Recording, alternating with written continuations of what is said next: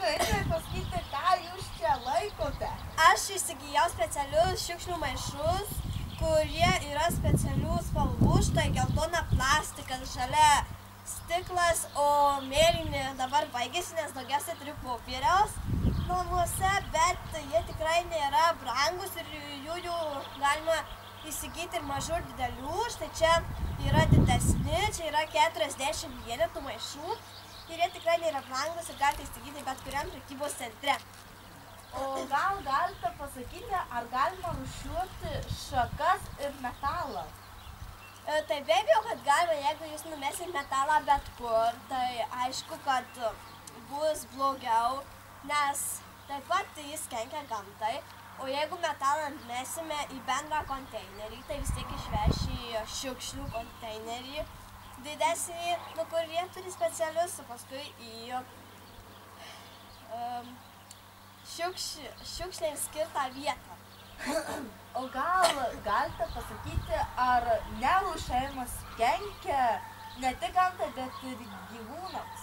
Tai be abejo, nes gyvūnai taip pat kvėpuoja ir jiems reikia įvairiausių maisto medžiagų, o jeigu gyventume šiukšlėse, tai jie nerastų maisto medžiagų ir jiems būtų sunkiau vaikščioti ir gyventi. Kiek girdėjau, jūs esate kažkaip jau biškai prie bičių. Ar galite pakomentuoti, ar bitėms, kaip jums sakęs, nerūšiavimas kenkia bitėms, jų siurbimui, nėdų ar kam nors? Taip kenkia, nes jeigu būtų daug šiukšlių, nebūtų žiedų, tai ir nebūtų medaus. Ir bitėms būtų sunkiau išgyventi šiukšlėse. Dabar dar jums klausimėlis. Kaip jūs manote, ar gamtai kenkia, kaminų, pavyzdžiui, dūmai, kuriamos šakos, eglių šakos, ar skleidžia blogąjį kvapą gamtai? Taip skleidžia, ypač jeigu deginamos padangos, nes būna labai juodi dūmai ir jų labai daug išsiskiria į aplinką nuodingų medžiagų.